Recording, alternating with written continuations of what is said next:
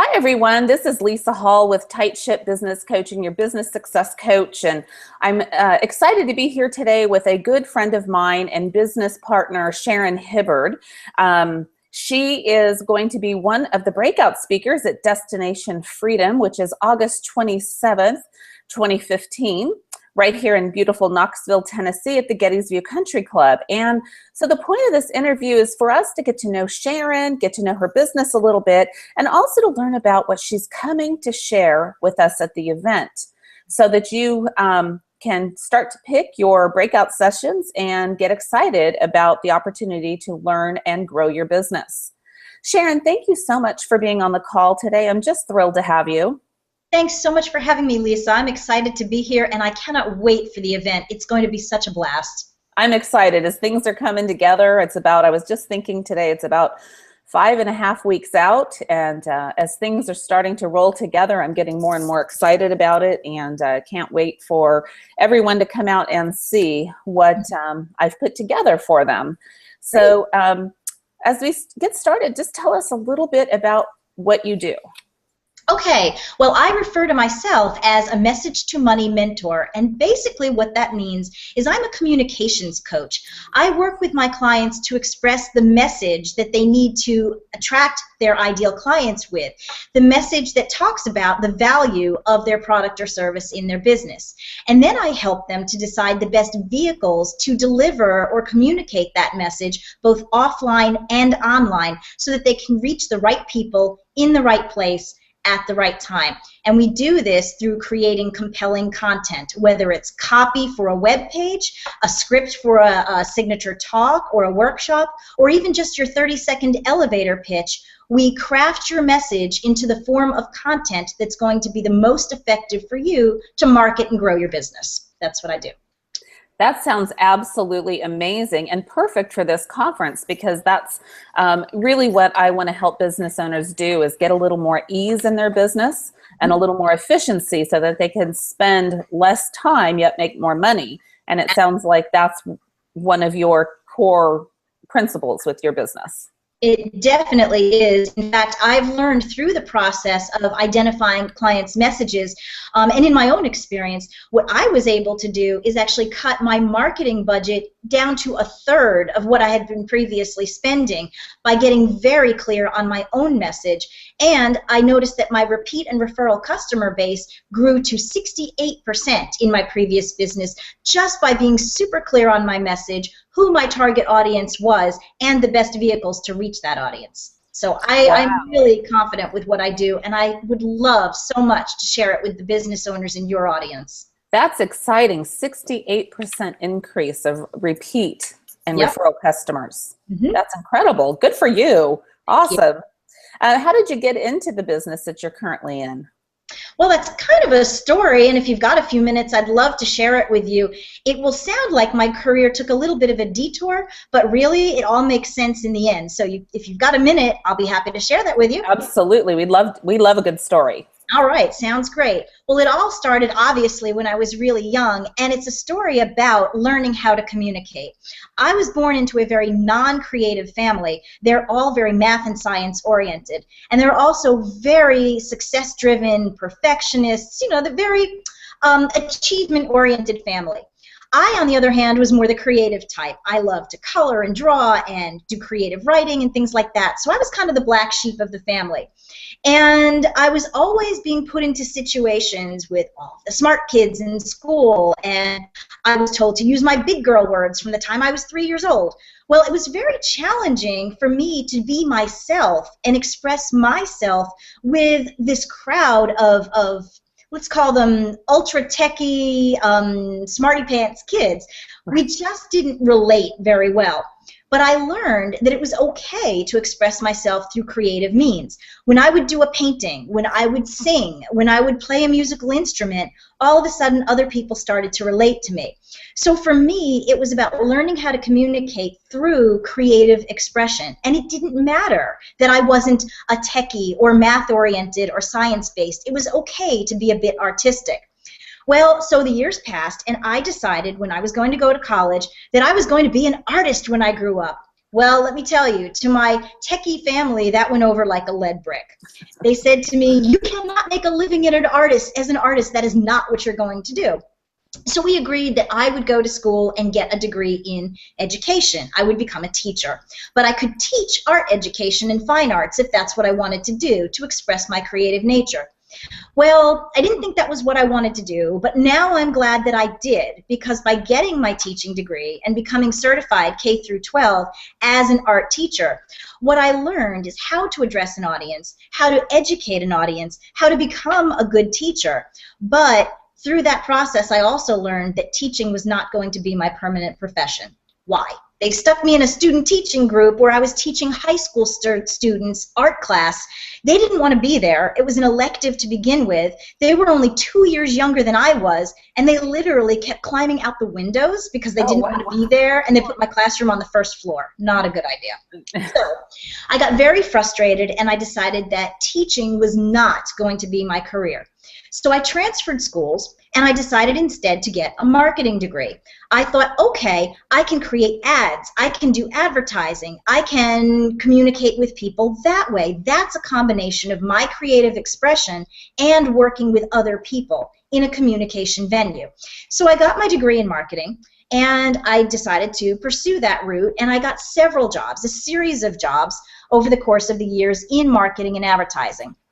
And I absolutely loved it, and I did very well, because what I did is I always applied outside of the box thinking to help my clients brand their own businesses and make more money through their marketing efforts.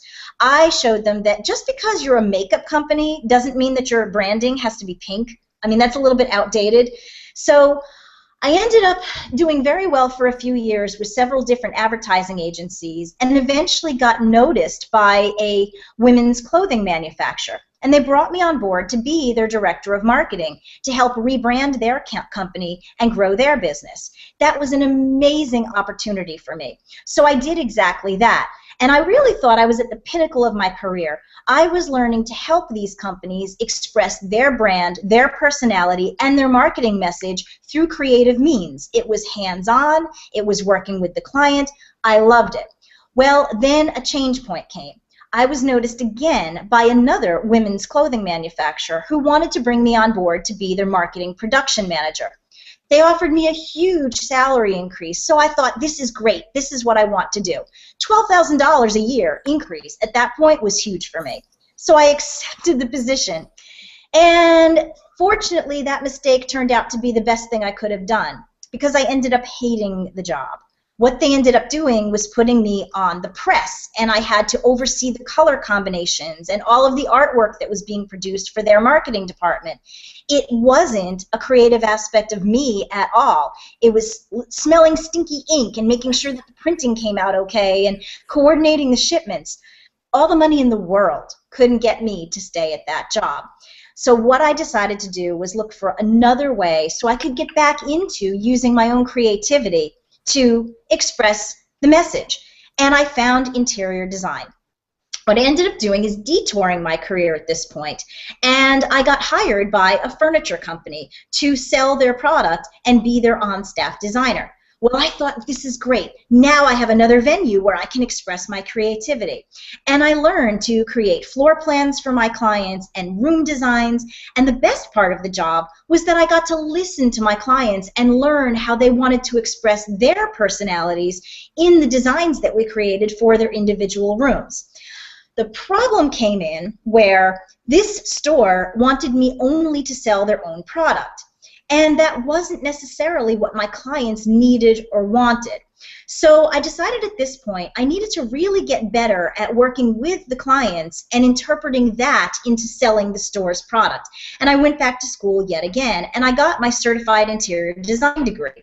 And I thought that that was going to help. To a certain extent it did. It ended up getting me hired for a larger company. But the same problem still existed, where they didn't care what the client wanted. They wanted me to push their product. And I was getting very tired of being handcuffed by that limitation. So if another opportunity came along, and I finally bought my own design franchise.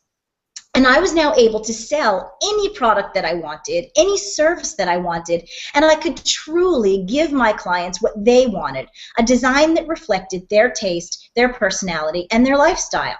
I also learned to run my own business because this was a completely independently operated franchise, and that gave me the business experience to do what I'm doing today. Not only was I running my own company, not only was I working with the clients, not only was I expressing myself creatively through the work I did in the design work, I also had to do all of my own marketing, all of my own client attraction. So that brought the marketing aspect of it full circle again. And what I learned at that point is that the marketing methods the franchisor was teaching were not so effective at attracting the right clients that I really wanted to work with. So I tried working on some new marketing methods, and in doing that, over the course of 2 years, I ended up cutting that marketing budget that I was spending down to a third of what I had spent previously, and as I said before, my repeat and referral clientele shooted up all the way to 68%. And I realized that what I was doing in marketing was exactly the same that I was doing in design. I was kind of communicating the value of my business in a way that would appeal to my target customer. It wasn't about sending out more flyers. It wasn't about doing more print ads. It was all about communications.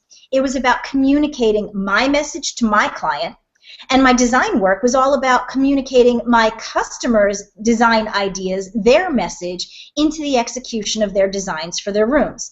So the whole thing started to evolve, and I realized that my expertise wasn't necessarily in marketing, it wasn't necessarily in design, and it wasn't even in business, although at this point I had owned my own business for about 7 years. What I realized is my expertise was in messaging and communications. And the marketing is simply a way of using your message to bring in new business, new customers and clients to grow your own business. But other ways of using your message are to be an inspirational thought leader. Public speakers use their message. Authors use their message to write their books. Actors use their message in the plays that they present on stage. So messaging is really absolutely critical to communicating in almost any form of business that you want to undertake, whether it's a business that makes money, or a business that educates, or a business that's simply a nonprofit and spreads an important value or message to the world. And I really wanted to do more of that than I wanted to do the design.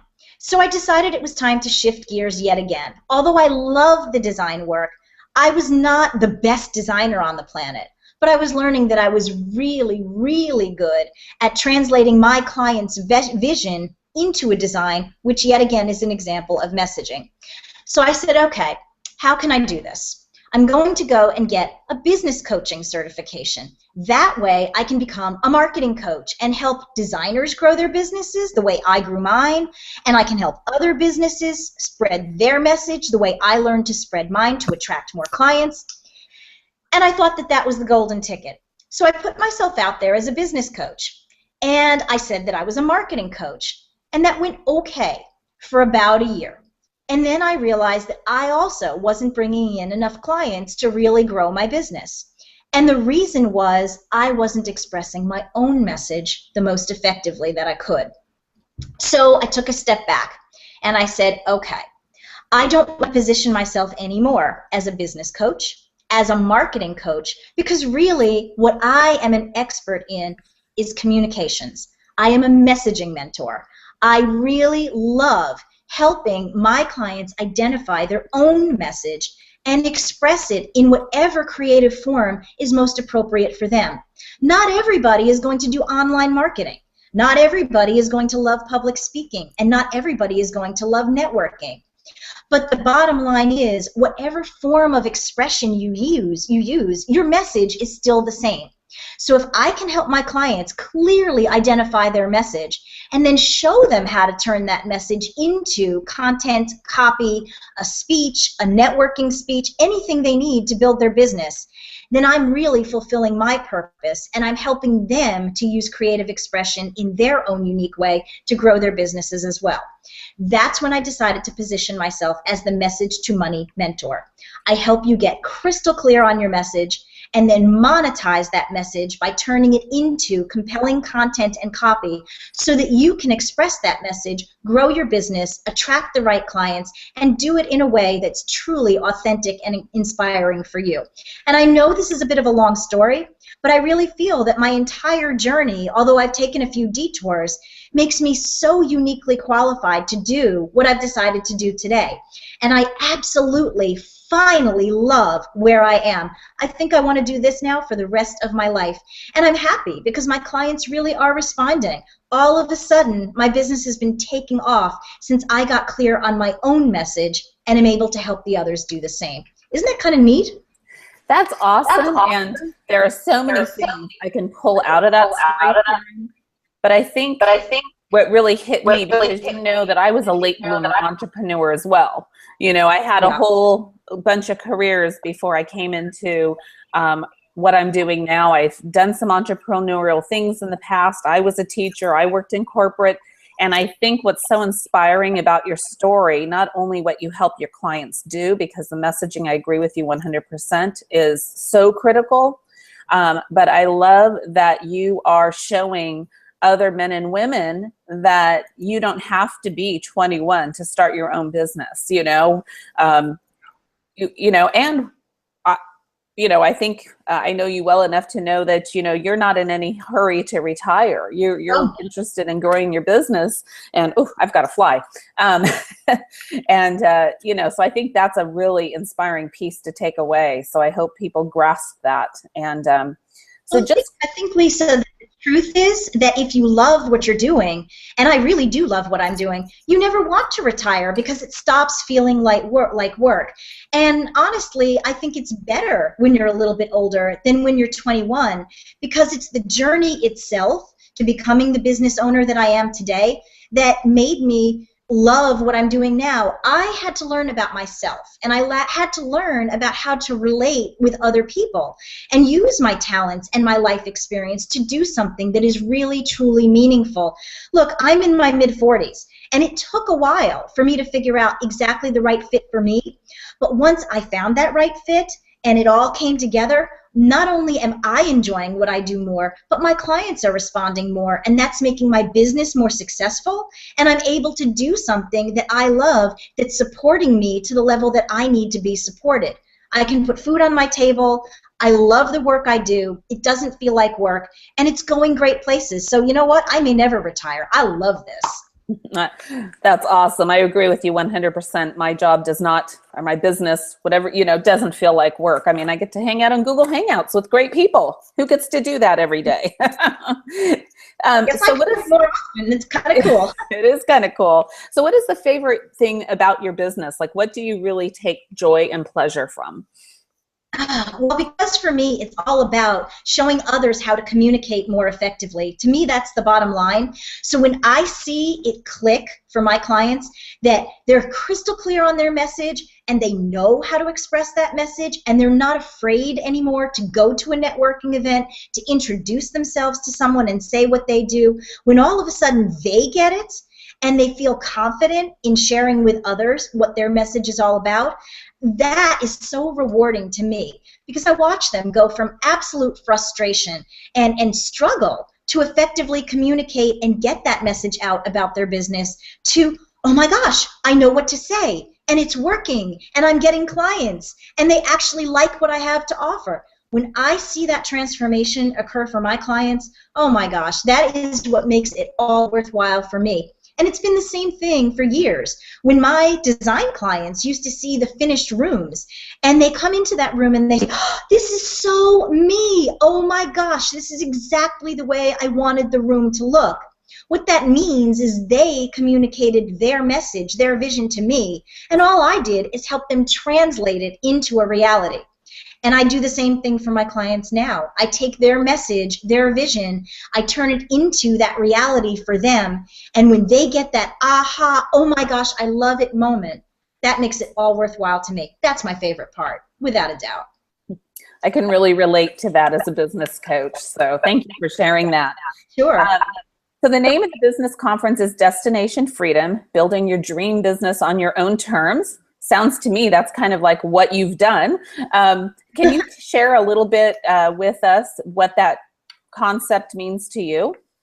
Well, if you're talking about the concept of freedom in business, for me, freedom is, as I said, all about self-expression, creative expression. Freedom in business is the ability to express myself and reflect my business in a way that's authentic and unique to me, and to help my clients to do the same. Freedom is not playing by the rules. Freedom is not following the old way of marketing, the way things have been done for 20, 30, or 40 years. It's kind of the ability to blaze your own trail, to create your own business, to be authentically you, and have others relate to that and understand it and really create that connection on your own terms. So I guess in a nutshell, freedom to me is about building a business on your own terms in a way that's unique and fulfilling specifically to you. That's for freedom. I loved your term, blaze your own trail, and authenticity. That really resonated with me. So as people are planning to come out to the event and buying their tickets, what is the title of your conversation that you're going to have in your breakout? And what would they walk away with learning? And what would be the takeaways from spending 90 minutes with you? Okay, well, the title of my presentation is Master Your Message, Make Millions. And the whole purpose of my presentation is to help people learn how to master their own individual unique message about the value of the product or service that they provide in their business.